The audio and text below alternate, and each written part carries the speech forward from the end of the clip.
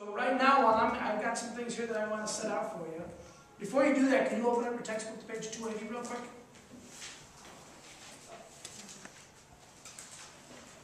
There's just something I wanted to point out to you. Does that look familiar on page 280? Yes. What is it? What's on page 280? Calendar. The calendar that we made. Remember we made that out of our paper plates? And so yesterday, guess what yesterday was? First day of Yesterday was the church's birthday, wasn't it? It was the first day. It was the Happy New Year, not church's birthday, but the Happy New Year for the church. It was our first day of Advent. Okay, so we kind of follow that. You see it in the blue over there on your left? And we're going to follow that whole liturgical year, year of the liturgy.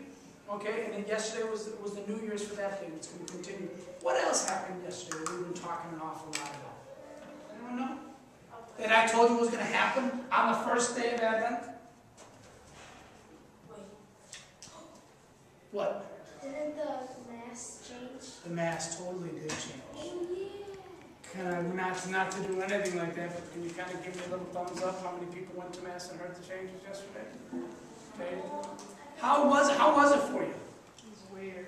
Was it weird? Yeah. Ty, I agree with you. I was there. I kind of thought it was weird too. Tell me what was weird about it. How did it feel kind of weird? Just because I had to keep going back and forth looking at the little pamphlet thing that they handed out to make sure I was saying the right things. Okay, so they put that pamphlet in there, and you found yourself reading along a lot with it. Isn't that weird?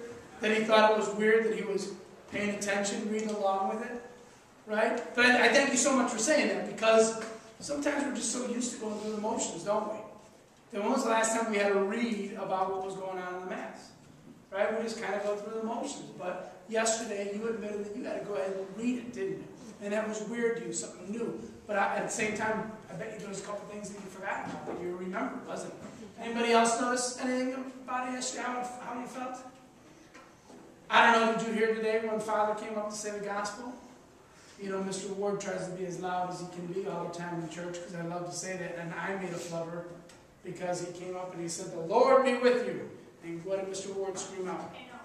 And also with you. And what should I have said? And with your spirit. And with your spirit. Were we supposed to say that in Mass? We are, because right now that's the way we say things from now on. Yesterday was the day. From here on, it only moves forward. So we're going to use this new thing. Yes, please. Yeah. Every church in the entire world should have changed. Not all of them had to change as much as we did, because we talked about it when they translated from Latin. So like the people that said Mass in Spanish had a lot easier of a time than we did. But every Mass that was said in English, no matter where you were on the globe yesterday, changed it all at the same time. That was the decree. The Pope said it, so that's the way it was. Okay, and like I said, they've been working on it a long time now, haven't they? It wasn't something that they just thought of overnight, but they did do it, and they did it all the night. And I agree with you, it was weird, and I thought that was the biggest one that was weird, saying, "and with your spirit." But I also think how refreshing it was. And when we came home, my wife and I talked about how cool it was to actually want to read everything that was being said, especially with some of the Eucharistic prayers and stuff. It was really neat. Ours was just a small part. Did you notice that we had to do more work, or the priest had to do more work yesterday? The priest had way more changes to say, didn't he? And it was just kind of a neat thing. So I'm going to encourage you to go. One of the things we're going to talk about next week, we're going to prepare for Lent, but maybe something we could add on to our list right now to prepare for Christmas. Maybe, just maybe, we might make a special point of trying to attend Mass these next couple Sundays in Advent, to see the wreath being, the Advent candles being lit, and maybe to check out this new language that we're talking about, the new Roman Missal. Maybe that's a small thing that we might be able to do. Okay?